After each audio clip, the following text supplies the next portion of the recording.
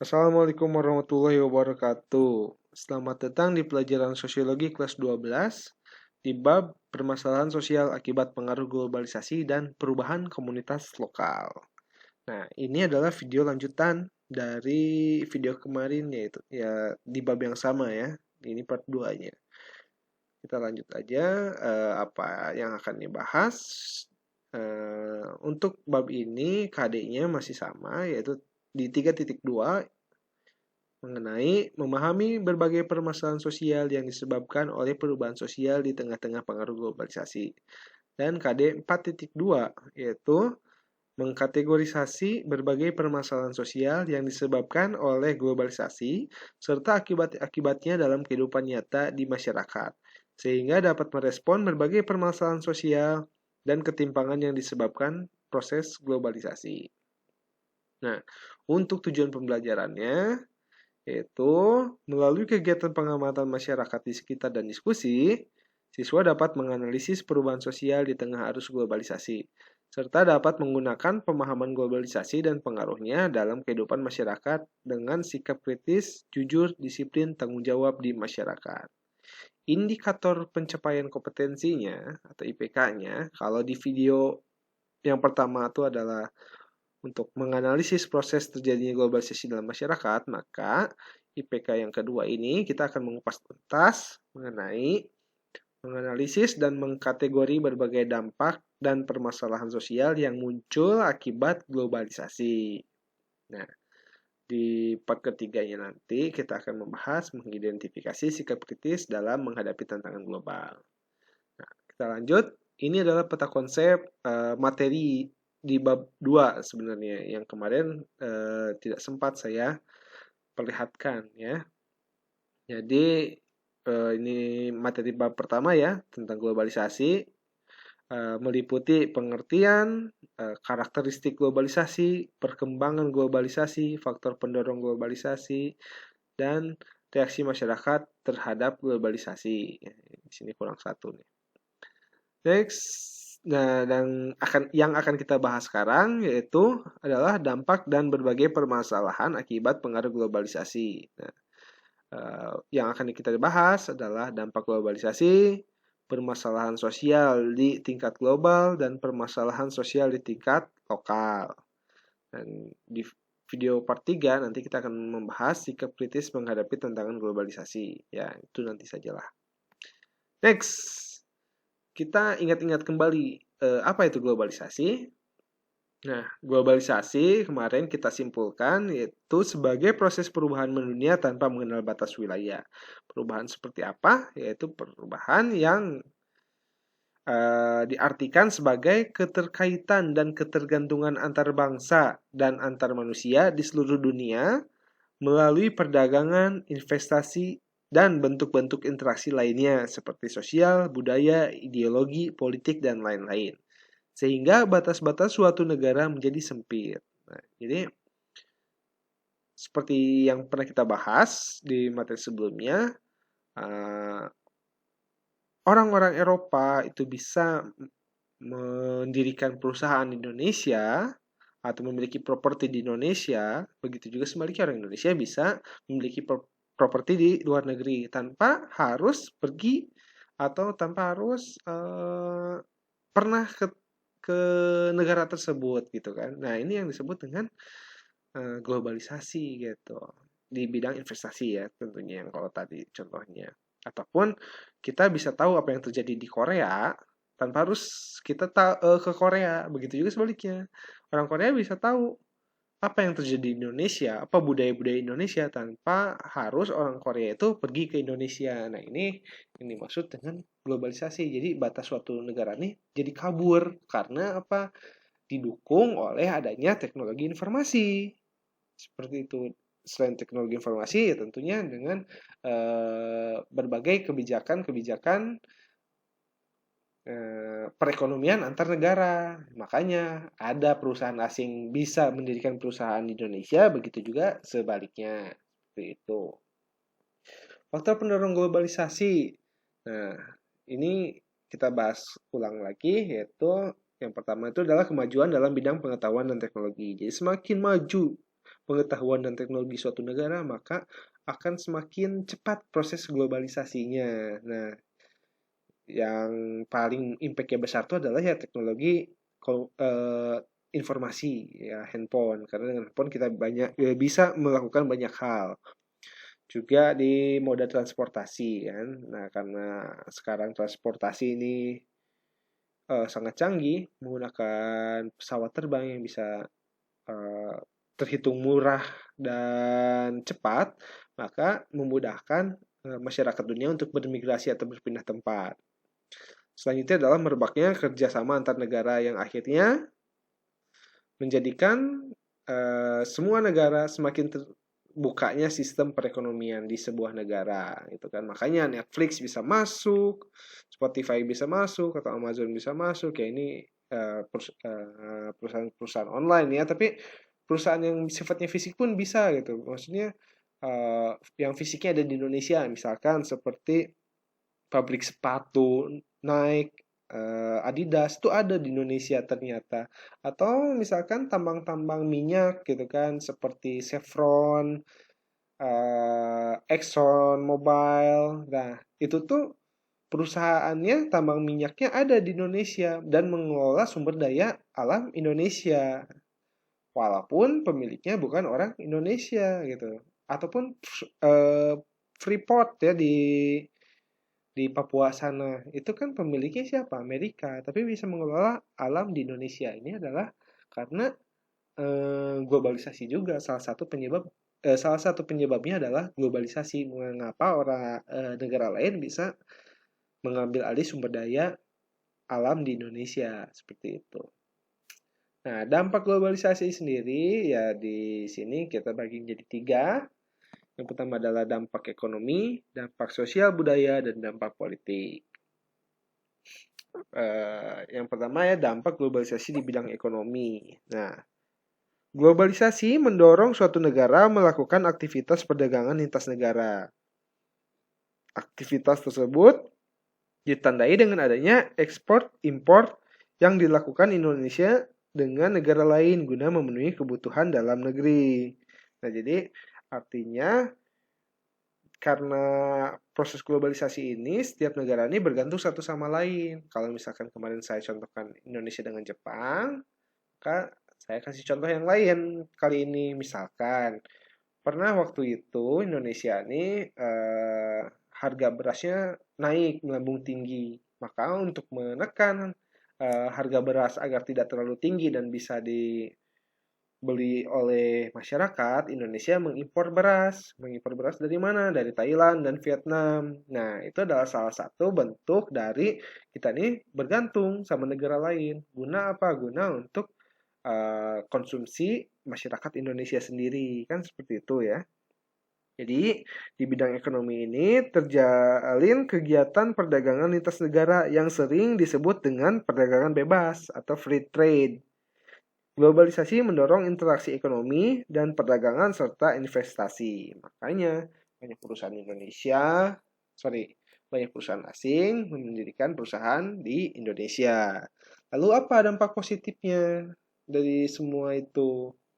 Yang pertama, negara dapat memenuhi kebutuhan hidup rakyat melalui perdagangan internasional. Ya seperti saya contohkan tadi, harga beras yang melambung tinggi akhirnya bisa ditekan dengan mengimpor beras dari Thailand dan Vietnam agar harga beras tetap stabil. Jadi kan kebutuhan hidup rakyat dapat terpenuhi dan seimbang, perekonomian rakyat tuh seimbang. Yang kedua, transfer teknologi produksi dari negara maju. Nah, Indonesia sendiri ternyata nggak bisa berdiri sendiri di bidang teknologi. Makanya teknologi-teknologi produksi ini kita impor dari mana? Ya bisa dari Jepang, bisa dari Cina, gitu kan. Seperti di pabrik-pabrik itu kan robot-robotnya atau alat-alat produksinya itu kan bukan buatan Indonesia kebanyakan seperti itu. Selanjutnya adalah memperluas pangsa pasar bagi produksi dalam negeri. Nah, ini juga positifnya. Jadi kita, kalau misalkan kalian suatu saat nanti menjadi seorang pengusaha, maka usaha kalian atau produk kalian bisa pasarkan ke luar negeri. Karena dengan globalisasi ini kita sudah tidak lagi mengenal batas wilayah, asalkan kalian mempunyai produk yang berkualitas dan diminati oleh masyarakat di luar negeri. Dan yang terakhir adalah menambah sumber devisa. Lalu apa dampak negatifnya? Dampak negatifnya yaitu industri kecil yang lemah tidak mampu bersaing dengan industri besar karena dominasi produk asing semakin kuat. Yang kedua, terjadi pembagian kerja dunia. Nah, negara-negara maju menjadi investor, sementara negara berkembang menjadi penyedia tenaga kerja. Nah, jadi yaitu banyaknya perusahaan asing di Indonesia, nyatanya atau mirisnya gitu, petinggi-petingginya tuh ya orang asing, sedangkan kita, masyarakat Indonesia hanya sebagai buruh di negeri sendiri. Kan itu ironis ya. Padahal sumber alam kita, kekayaan alam kita ini sangat luar biasa melimpah. Seharusnya kita sebagai masyarakat Indonesia atau kalian sebagai generasi penerus bangsa harus bisa merubah keadaan tersebut. Selanjutnya, banyak pilihan barang sehingga mendorong masyarakat bersifat konsumtif. Nah, dan yang terakhir adalah negara berkembang cenderung tergantung pada investasi asing dan bank dunia. Ya, ini tidak bisa dihindarkan lagi ya. Seperti yang kita tahu, contohnya saja adalah negara Indonesia, yaitu tentang pemindahan ibu kota. Nah, pemindahan ibu kota sendiri, kalian bisa baca-baca, silakan artikelnya banyak di internet. Ternyata pemindahan ibu kota sendiri, ya investor terbesarnya adalah negara asing, ya khususnya negara Cina gitu kan. Akhirnya dampak buruknya apa kalau misalkan kita terlalu bergantung pada investor asing ya. Dampak buruknya ya kita mau nggak mau harus mengikuti berbagai kebijakan dari pemilik modal, karena kalau misalkan kita melawan pemilik modal atau yang memberikan investasi kita bisa dicabut. Akhirnya kita kebingungan sendiri. Gimana nih melanjutkan proyek besar ya pemindahan ibu kota tersebut. Nah, itu salah satu contohnya, contoh kecilnya. Mungkin banyak lagi yang saya tidak ketahui ataupun kalian tidak ketahui. Next, selanjutnya adalah dampak globalisasi di bidang sosial budaya. Nah, ternyata perkembangan arus informasi dan komunikasi pada era globalisasi menyebabkan terjadinya pertukaran budaya baik lokal, nasional maupun internasional.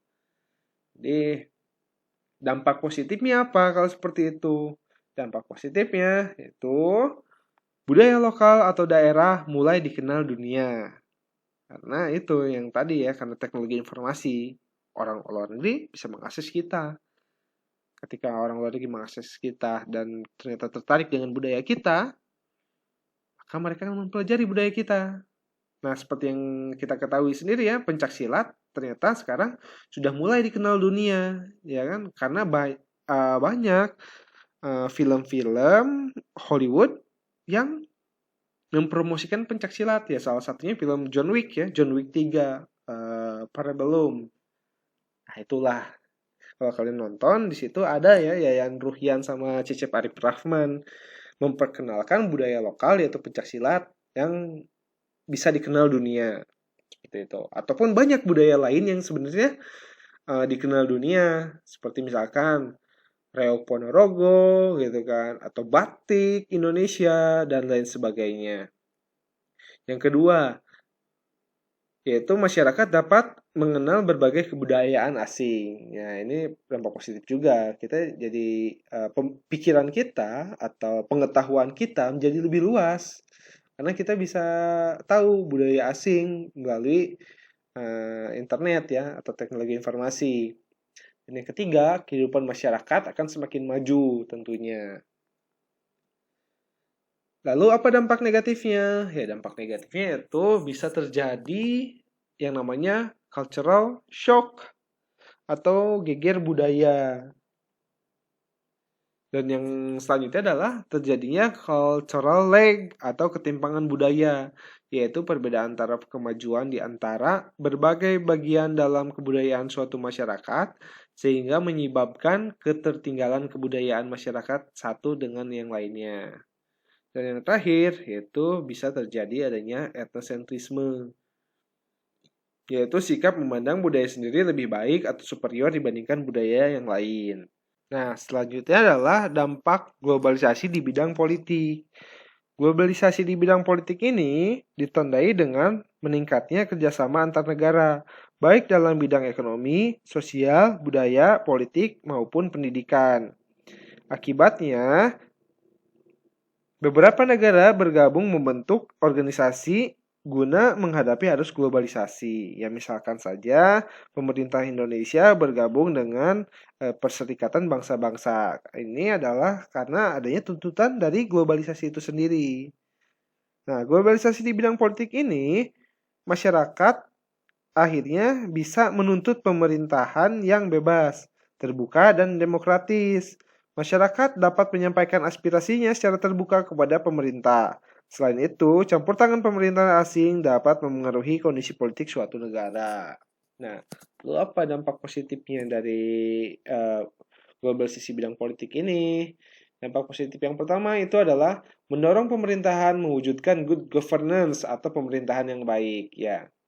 Karena masyarakat sendiri akhirnya terbuka pengetahuan politiknya. Karena apa? Mereka bisa belajar dari berbagai kejadian-kejadian politik di negara-negara maju. Sehingga pengetahuan politik masyarakat semakin baik, sehingga menyebabkan pemerintahan pun terdorong untuk melakukan pemerintahan yang baik atau good governance.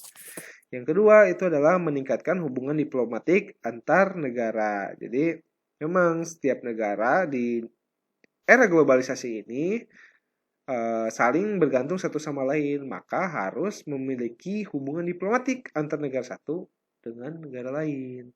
Selanjutnya itu adalah meningkatkan dukungan atau partisipasi aktif untuk menciptakan perdamaian dunia. Lalu dampak negatifnya apa? Dampak negatifnya yaitu negara berkembang cenderung mengikuti kemauan negara maju. Karena ya tadi berkaitan dengan masalah ekonomi ya. Negara berkembang sebagai negara yang kecil dan tidak memiliki kekuatan yang begitu besar, akhirnya mengikuti kemauan negara-negara maju atau negara-negara yang investor utamanya. Karena ketakutan juga negara berkembang kalau misalkan investasinya dicabut atau ditarik kembali sama negara-negara maju. Yang kedua, yaitu kebijakan yang telah disepakati secara internasional sering kali tidak sesuai dengan kehidupan atau ideologi negara berkembang. Nah, ini juga menjadi sebuah permasalahan di negara-negara berkembang. Dan yang terakhir adalah konflik antar negara terkait kepentingan politik. Next. Nah, selanjutnya, setelah kita membahas dampak-dampak dari globalisasi sendiri, nah, dari dampak-dampak itu ternyata memunculkan yang namanya permasalahan sosial akibat dari pengaruh globalisasi, baik di tingkat global atau di seluruh dunia maupun di tingkat lokal atau di daerah tertentu atau di negara tertentu. Nah, yang pertama kita akan bahas permasalahan sosial akibat pengaruh globalisasi di tingkat global. Tingkat global nih, yang pertama ada neokolonialisme. Yang kedua, budaya populer. Ketiga, konsumerisme. Dan keempat adalah kerusakan lingkungan. Nah, yang kita bahas dulu yang pertama, neokolonialisme. Apa itu neokolonialisme? Neokolonialisme itu adalah bentuk penjajahan baru. Nah, kalau misalkan dulu Belanda menjajah Indonesia ini secara fisik, nah penjajahan baru ini, penjajahan bukan dilakukan secara fisik, tapi ditandai dengan adanya campur tangan negara asing atau intervensi dalam kehidupan negara berkembang di berbagai bidang, sehingga negara berkembang bergantung pada pihak pemilik modal atau negara maju. Jadi neokolonialisme ini adalah bentuk penjajahan baru di mana penjajahannya tidak secara fisik, tapi dalam bentuk intervensi. Nah, kenapa negara maju bisa mengintervensi negara berkembang? Karena negara berkembang memiliki ketergantungan terhadap negara maju sebagai pemilik modal atau sebagai investor dari negara berkembang. Nah, itu ketakutan utamanya tuh. Jadi semakin besar hutang negara, biasanya itu semakin mudah negara itu diintervensi oleh negara maju. Karena mau nggak mau, kita nih tergantung, negara berkembang nih tergantung oleh negara maju. Yang kedua itu adalah budaya populer. Apa sih budaya populer tuh? Nah, budaya populer nih dikonotasikan sebagai budaya selera pasar atau budaya yang banyak diminati atau disukai orang. Itu adalah budaya populer. Nah, budaya populer ini dicirikan dengan satu adanya tren publik atau yang jadi tren di masyarakat. Yang kedua, mudah diingat. Yang ketiga, mudah diadaptasi dan diterima oleh masyarakat. Nah, keempat, bersifat momentum atau tidak bertahan lama. Dan yang kelima, biasanya mengandung unsur profit atau keuntungan. Nah, budaya populer ini misalkan contohnya KK Challenge atau Mannequin Challenge. Nah, kan itu adalah budaya populer. Budaya populer yang sekarang digandrungi masyarakat, khususnya masyarakat Indonesia, yaitu ya budaya Korea. Gimana budaya Korea ini atau drama-drama Korea ini ternyata banyak ditonton oleh masyarakat Indonesia. Yang selanjutnya adalah konsumerisme. Apa itu konsumerisme? Jadi konsumerisme ini adalah situasi masyarakat di mana masyarakat ini terjebak untuk mengkonsumsi barang bukan karena kebutuhan, melainkan didasarkan pada keinginan, kekinian, dan prestise.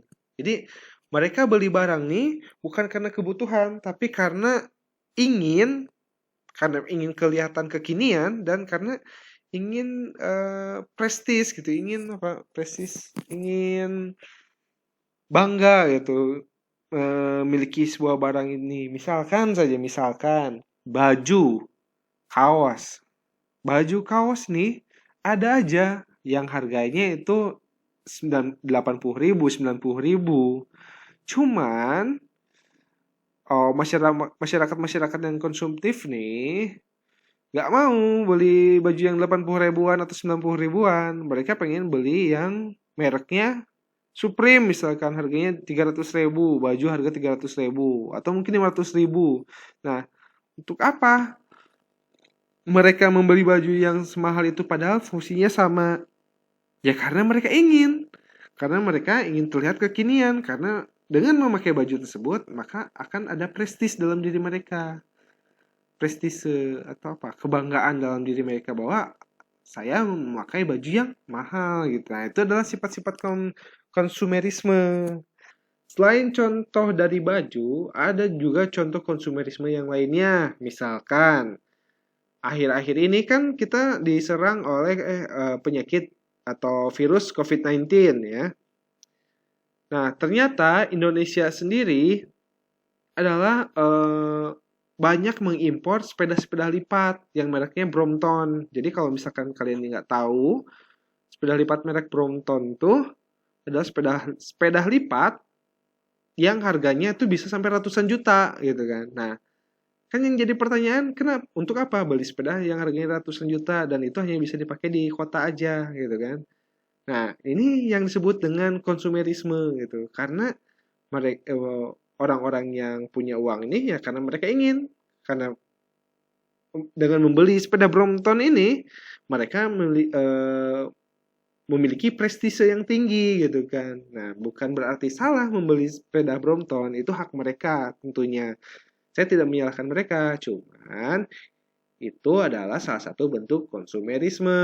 Nah, konsumerisme bisa boleh dilakukan kalau misalkan kalian punya uang. Tapi kalau misalkan kalian hidupnya biasa-biasa aja gitu kan, ya janganlah konsumerisme. Jangan sampai lebih besar pasak daripada tiang. Nah, kecuali tiang kalian besar, maka silahkan kalian mau sekonsumtif apapun seperti apa. Jadi ingat dengan pendapatan kalian kalau misalkan pengeluarannya seperti itu. Nah, permasalahan sosial akibat pengaruh globalisasi di tingkat global yang terakhir itu adalah kerusakan lingkungan. Nah, permasalahan kerusakan lingkungan ini muncul ketika manusia tidak mampu mengontrol aktivitasnya dan tidak mampu berlaku bijak dalam memanfaatkan sumber daya. Banyak perusahaan yang tidak memperhatikan dampak dan eksploitasi dari sumber daya. Ditambah persaingan dalam industrialisasi menyebabkan eksodus besar-besaran ke negara yang memiliki hasil alam melimpah untuk dieksploitasi. Yang pada akhirnya di negara-negara yang tereksploitasi ini banyak yang permasalahan-permasalahan seperti limbah industri, terus penebangan liar karena ingin memperluas lahan perkebunan misalkan, ataupun eksploitasi tambang yang berlebihan namun tidak memikirkan kerusakan lingkungan di sekitar lokasi tambang itu sendiri, ataupun pembukaan lahan untuk pemukiman ataupun untuk wilayah-wilayah perkebunan. Nah, untuk kerusakan lingkungan sendiri, saya memiliki rujukan video yang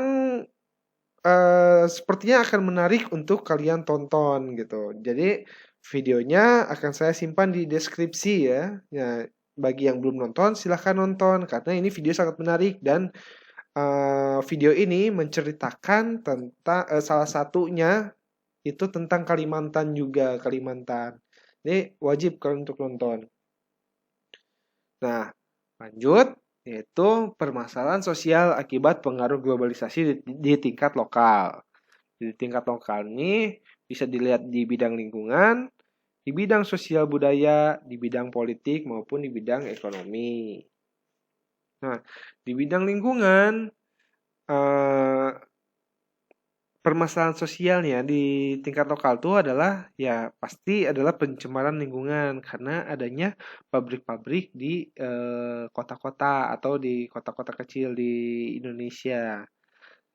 Yang kedua itu adalah banjir di kota-kota besar karena minimnya daerah resapan air. Karena di kota besar tuh penduduknya semakin padat. Nah, ketika penduduk semakin padat, maka pembangunan kota pun akan semakin padat pula. Akhirnya kesulitan pemerintah untuk menangani sanitasi air.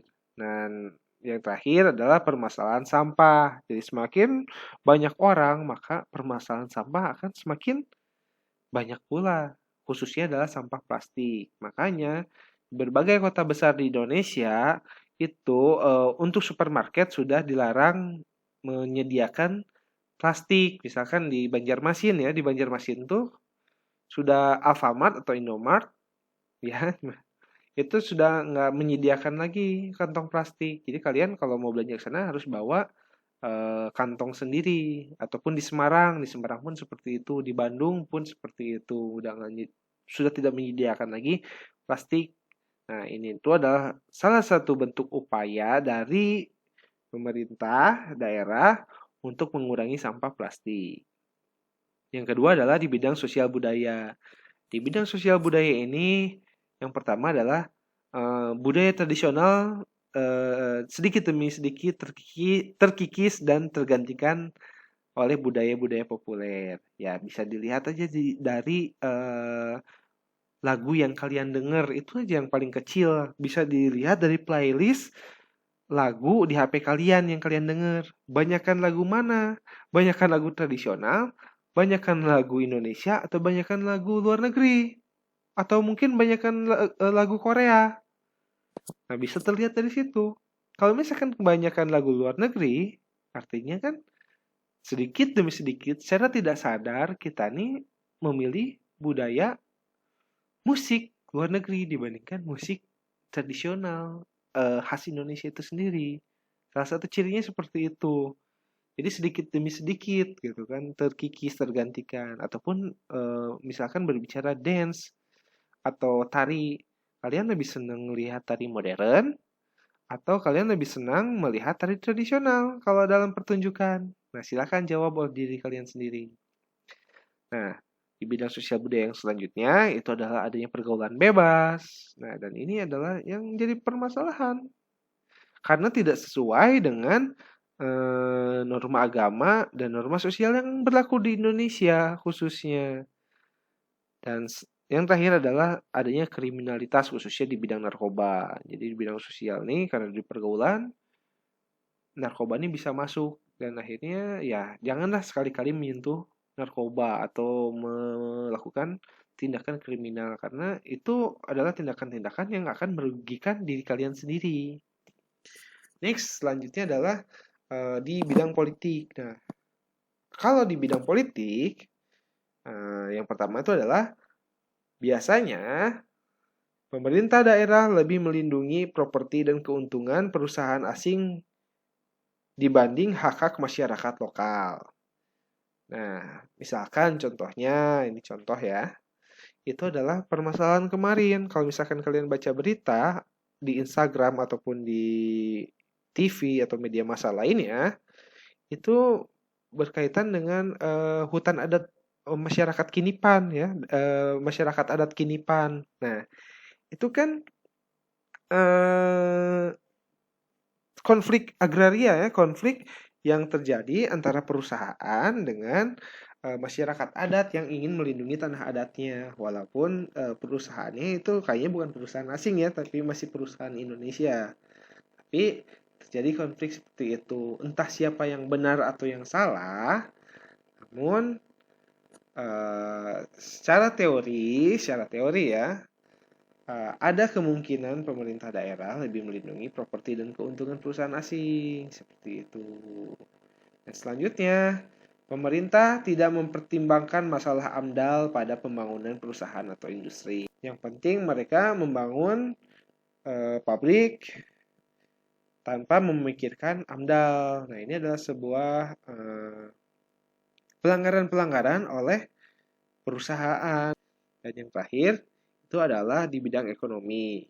Di bidang ekonomi, yang pertama itu adalah persaingan usaha lokal dengan produk asing yang ketat. Ya. Kedua, menurunnya minat terhadap barang lokal. Dan yang terakhir adalah adanya konsumerisme. Sampai sini ada yang mau ditanyakan? Kalau misalkan ada yang mau ditanyakan, silahkan ditanyakan di kolom komentar. Kita diskusi di situ.